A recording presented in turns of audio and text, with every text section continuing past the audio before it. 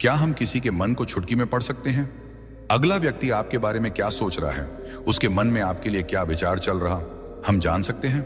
तो जवाब है हाँ, ये बात बिल्कुल सच है।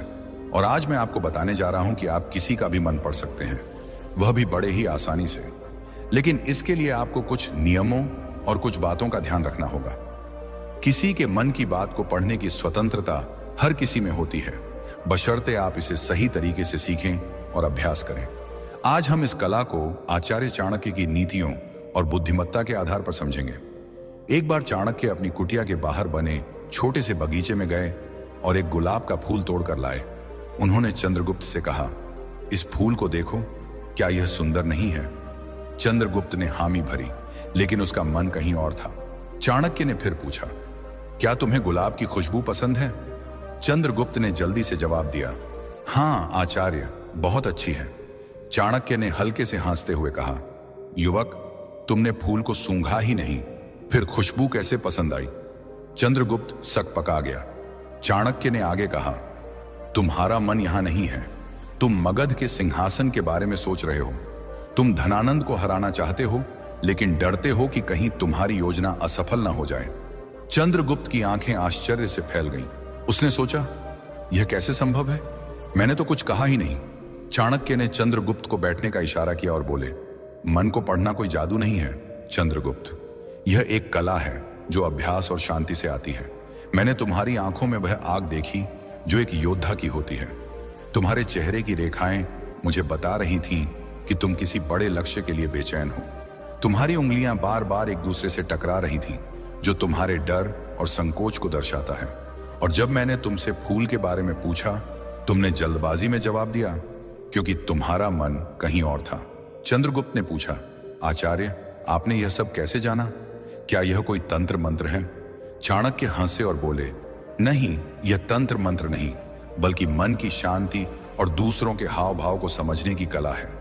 मैंने अपने मन को इतना शांत कर लिया है कि मैं दूसरों के मन की हलचल को सुन सकता हूं। चाणक्य ने चंद्रगुप्त को अपने साथ एक प्रयोग करने को कहा। उन्होंने उसे एक शांत कोने में बैठने को कहा और बोले, दिन में 2 घंटे तुम चुप रहो, न बोलो न सोचो, बस अपनी सांसों को देखो।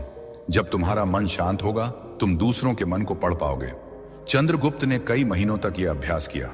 धीरे धीरे वह लोगों के हाव भाव, उनकी आंखों की चमक और उनके शब्दों के पीछे छिपे इरादों को समझने लगा।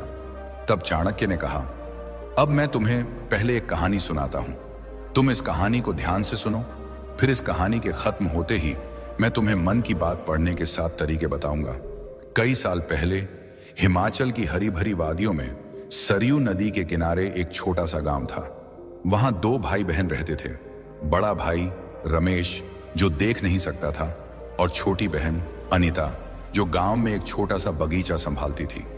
अनीता का बगीचा खूबसूरत था, लेकिन जंगली जानवर अक्सर उसकी फसलें बर्बाद कर देते थे। अनीता को इससे बहुत परेशानी होती थी। एक दिन उसने सोचा कि क्यों ना अपने अंधे भाई रमेश की मदद ली जाए, जो अपनी तीक्ष्ण सुनने की क्षमता से जानवरों की मौजूदगी को भांप सकता था। अनीता ने बगीचे के बीच में एक छोटा सा मचान बनाया और रमेश को वहां बिठाया। उसने कहा, भैया, अगर तुम्हें किसी जानवर की आहट सुनाई दे तो अपनी लाठी से मचान पर जोर से ठोक देना, इससे जानवर डरकर भाग जाएंगे। रमेश ने अपनी बहन की बात मान ली और हर दिन मचान पर बैठकर बगीचे की रखवाली करने लगा। जब भी उसे कोई आहट सुनाई देती, वह लाठी ठोकता और जानवर भाग जाते। इस तरह बगीचा सुरक्षित रहने लगा। एक दिन एक शाही सिपाही, जो एक जंगली सूअर का पीछा कर रहा था, बगीचे के पास पहुंचा। उसने रमेश को देखा और पूछा, क्या तुमने यहां एक सूअर देखा है? रमेश ने जवाब दिया, मैं अंधा हूं, मैं कैसे देख सकता हूं, पर मैं इतना बता सकता हूं कि जो जानवर यहां से गुजरा वह तुम्हारे पीछा करने लायक नहीं है। तुम अपना समय बर्बाद कर रहे हो। सिपाही हैरान हुआ और बोला, तुम अंधे हो, फिर भी इतने यकीन से कैसे कह सकते हो कि वह सूअर पीछा करने लायक नहीं है? रमेश ने शांति से समझाया, मैंने उस जानवर के कदमों की आहट सुनी। उसकी चाल भारी और धीमी थी, जैसे कोई गर्भवती मादा जानवर हो। एक सिपाही को ऐसी मादा का शिकार नहीं करना चाहिए। सिपाही और भी हैरान हुआ। उसने अपने साथियों को उस जानवर को ढूंढने भेजा। जब वे लौटे, उन्होंने बताया कि रमेश सही था, वह एक गर्भवती मादा सूअर थी। सिपाही ने रमेश से पूछा, तुमने यह सब कैसे जाना? रमेश ने कहा, मैं देख तो नहीं सकता, पर मैं आहटों और हलचल को समझता हूं। उस जानवर की भारी चाल और धीमी गति से मुझे पता चला कि वह गर्भवती है। सिपाही रमेश की बुद्धि से प्रभावित होकर उससे एक और सवाल पूछता है, तुम इतने समझदार हो, क्या तुम बता सकते हो कि मेरी पत्नी मेरे प्रति वफादार है या नहीं? रमेश ने जवाब दिया, ऐसा सवाल तुम्हारे मन में क्यों उठा? पर ठीक है, मैं जवाब दूंगा। इसके लिए मुझे तुम्हारी पत्नी से अकेले में मिलना होगा।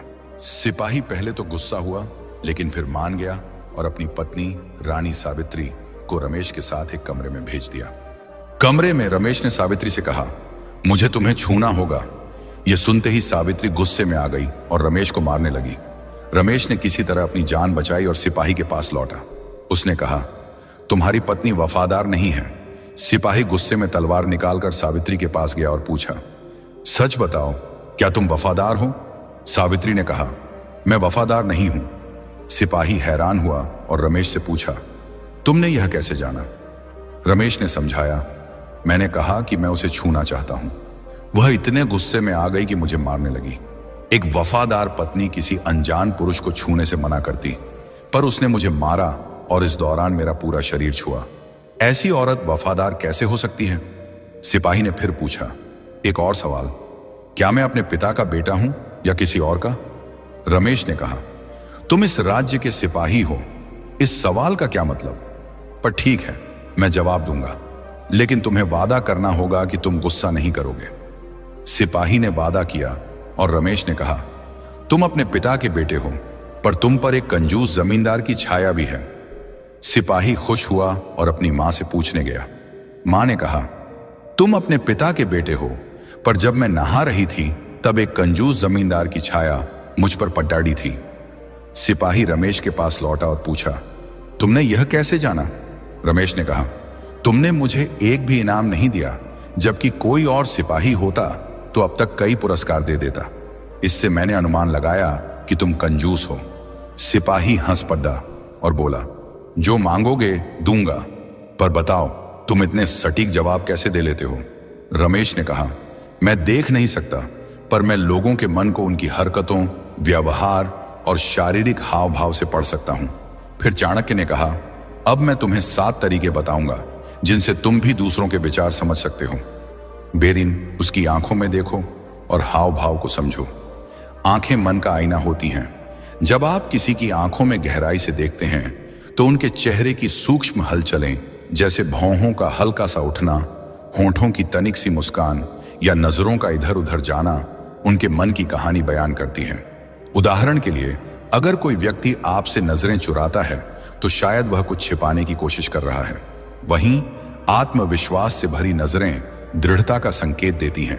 हाव भाव भी उतने ही महत्वपूर्ण हैं। व्यक्ति के बैठने का तरीका, हाथों की गति या चेहरे की रेखाएं उनकी भावनाओं को उजागर करती हैं। इस कला को सीखने के लिए आपको एक जासूस की तरह चौकस बनना होगा। कल्पना करें कि आप एक बाज की तरह हैं, जिसकी नजर हर छोटी सी हलचल पर टिकी है। रोजमर्रा की जिंदगी में जब आप किसी से मिलें, चाहे वह बाजार में कोई दुकानदार हो या कार्यालय में सहकर्मी, उनके चेहरे को ध्यान से देखें।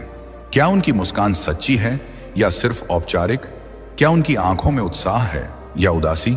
शुरू में यह मुश्किल लग सकता है, लेकिन धीरे धीरे आप छोटी छोटी बातों को पकड़ना सीख जाएंगे। रोज 5 मिनट तक किसी एक व्यक्ति के हाव भाव का अवलोकन करें। उनकी आंखों, चेहरे और शरीर की मुद्रा पर ध्यान दें। एक डायरी में नोट करें कि आपको क्या संकेत मिले। समय के साथ आप बिना शब्दों के ही लोगों के मन को पढ़ना शुरू कर देंगे। यह अभ्यास आपको एक कुशल मनोवाचक बनाएगा जो दूसरों की भावनाओं को तुरंत भांप लेता है। 2, उसे बोलने का मौका दो। वह जितना बोलेगा उतना समझना आसान होगा। लोगों के मन को समझने का सबसे सरल तरीका है उन्हें खुलकर बोलने देना। जब कोई व्यक्ति अपनी बात कहता है तो उसके शब्द, लहजा और बोलने का अंदाज उसके मन के रहस्यों को उजागर करता है। कई बार लोग जो कहते हैं उससे ज्यादा उनके शब्दों के बीच का रुकना, उनकी आवाज का उतार चढ़ाव या बार बार दोहराए गए शब्द उनके मन की गहराई को दर्शाते हैं। इस कला को सीखने के लिए आपको एक धैर्यवान श्रोता बनना होगा। बातचीत में जल्दबाजी न करें। सामने वाले को अपनी बात पूरी करने दें। उनके शब्दों पर ध्यान दें, लेकिन उससे ज्यादा उनके बोलने के तरीके पर। क्या वे रुक रुक कर बोल रहे हैं? क्या उनकी आवाज में आत्मविश्वास है या हिचकिचाहट? क्या वे कुछ शब्दों पर ज्यादा जोर दे रहे हैं? अगली बार जब आप किसी से बात करें तो कम से कम 5 मिनट तक बिना टोके उनकी बात सुनें। उनके शब्दों, लहजे और रुकावटों पर ध्यान दें। बाद में विश्लेषण करें कि उनके बोलने के तरीके ने क्या संकेत दिया। यह अभ्यास आपको एक बेहतर श्रोता बनाएगा और दूसरों के मन को समझने में मदद करेगा। 3. अपने मन को शांत करो। मन पढ़ने की सबसे बड़ी शर्त है कि आपका अपना मन शांत हो। अगर आपका मन विचारों, चिंताओं या कल्पनाओं से भरा है तो आप दूसरों के मन की हलचल को नहीं सुन पाएंगे। एक शांत मन ही दूसरों की भावनाओं को गहराई से समझ सकता है। शांति का मतलब है अपने विचारों को थामना, अपनी आंतरिक हलचल को रोकना। यह एक ऐसी अवस्था है जहां आप न तो अतीत में खोए हैं न भविष्य की चिंता में। आप बस वर्तमान में हैं और आपका मन एक शांत झील की तरह स्थिर है। इस अवस्था में आप दूसरों की ऊर्जा और भावनाओं को स्पष्ट रूप से महसूस कर सकते हैं। इस शांति को प्राप्त करने के लिए ध्यान, मेडिटेशन सबसे प्रभावी तरीका है। रोज 10 से 15 मिनट के लिए एक शांत कोने में बैठें। अपनी सांसों पर ध्यान केंद्रित करें। विचार आए लेकिन उनमें न उलझें। उन्हें बादल की तरह तैरते हुए देखें और जाने दें। शुरू में आपका मन भटकेगा, लेकिन धीरे धीरे यह शांत होने लगेगा। दिन में एक समय चुनें जब आप पूरी तरह चुप रहें। कोई बात ना करें, न सोचें, बस अपनी सांसों को देखें। यह अभ्यास आपके मन को शांत करेगा और दूसरों के मन को पढ़ने की आपकी क्षमता को बढ़ाएगा। 4. शारीरिक भाषा का विश्लेषण करें। शारीरिक भाषा मन का खुला पत्र है। व्यक्ति के बैठने का तरीका, हाथों की गति और शरीर की मुद्रा उनके मन की स्थिति को दर्शाती है। उदाहरण के लिए, अगर कोई व्यक्ति बात करते समय अपनी बाहें बंद रखता है तो वह रक्षात्मक हो सकता है। अगर वह सीधा बैठता है और खुली मुद्रा में है तो वह आत्मविश्वास से भरा हो सकता है। भाषा को समझने के लिए आपको एक गहरे अवलोकनकर्ता बनना होगा। कल्पना करें कि आप एक चित्रकार हैं और सामने वाला व्यक्ति एक कैनवास है जिसकी हर रेखा कुछ कह रही है। उनके हाथों की गति, उनके पैरों की स्थिति और उनके कंधों का झुकाव सब कुछ एक कहानी कहता है। सामाजिक सभा में लोगों की शारीरिक भाषा का अवलोकन करें। नोट करें कि उनकी मुद्रा और गतिविधियां क्या कह रही हैं। समय के साथ आप शारीरिक भाषा के सूक्ष्म संकेतों को पढ़ना सीख जाएंगे। ऊर्जा और भावनाओं को महसूस करें। हर व्यक्ति एक ऊर्जा क्षेत्र बनाता है जो उनकी भावनाओं को दर्शाता है। एक शांत मन इस ऊर्जा को महसूस कर सकता है। यह ऊर्जा आपको बताती है कि व्यक्ति खुश है, तनावग्रस्त है या उदास। इस ऊर्जा को महसूस करने के लिए आपको अपनी अंतर्ज्ञान को जागृत करना होगा। यह एक ऐसी अनुभूति है जो आपको बताती है कि कुछ ठीक है या नहीं। उदाहरण के लिए, आप किसी से मिलते हैं और वह मुस्कुरा रहा है, लेकिन आपको लगता है कि कुछ गलत है। यह आपकी अंतर्ज्ञान की आवाज है जो उनकी ऊर्जा को पढ़ रही है। एक बार मैं एक पार्टी में गया जहां एक व्यक्ति बहुत हंस बोल रहा था, लेकिन जब मैंने उससे बात की तो मुझे उसकी ऊर्जा में एक खालीपन महसूस हुआ। मैंने उससे गहराई से बात की और उसने बताया कि वह अपने करियर में असफलता से जूझ रहा था। करीबी के साथ बैठें और उनकी ऊर्जा को महसूस करने की कोशिश करें। क्या उनकी ऊर्जा सकारात्मक है या भारी? अपनी अंतर्ज्ञान पर भरोसा करें। यह अभ्यास आपको दूसरों की भावनाओं को समझने में निपुण बनाएगा। 6. सवाल पूछकर गहराई में जाएं। सही सवाल पूछना मन पढ़ने का एक शक्तिशाली हथियार है। सवाल व्यक्ति को खुलने के लिए मजबूर करते हैं और उनके मन की गहराई को उजागर करते हैं। पूछते समय खुले और गैर निर्णयात्मक सवाल चुनें, जैसे आप इस बारे में क्या सोचते हैं या यह आपको कैसा लगता है। उनके जवाबों में छिपे संकेतों पर ध्यान दें। अगर कोई सवाल का जवाब टालता है तो शायद वह कुछ छिपा रहा है। उदाहरण के लिए, मैंने एक बार अपने मित्र से पूछा, तुम्हारा नया प्रोजेक्ट कैसा चल रहा है? उसने हल्के से कहा, ठीक है। लेकिन मैंने और गहराई से पूछा, क्या कोई चुनौती है? तब उसने बताया कि उसे समय की कमी हो रही है। किसी से बात करते समय एक खुला सवाल पूछें और उनके जवाब के पीछे की भावना को समझने की कोशिश करें। यह अभ्यास आपको उनके मन की गहराई तक ले जाएगा। 7. निरंतर अभ्यास और धैर्य रखें। मन पढ़ने की कला एक दिन में नहीं आती। यह निरंतर अभ्यास और धैर्य का परिणाम है। कला को सीखने के लिए आपको रोज छोटे छोटे कदम उठाने होंगे। हर दिन लोगों के हाव भाव, उनकी ऊर्जा और उनकी बातों पर ध्यान दें। अपनी प्रगति को नोट करें। अगर आप किसी की भावना को गलत समझ लेते हैं तो विश्लेषण करें कि आप कहां चूक गए। उदाहरण के लिए, मैंने शुरू में कई बार लोगों के हाव भाव को गलत समझा, लेकिन हर गलती से मैंने सीखा और अब मैं छोटी छोटी बातों को आसानी से पकड़ लेता हूं।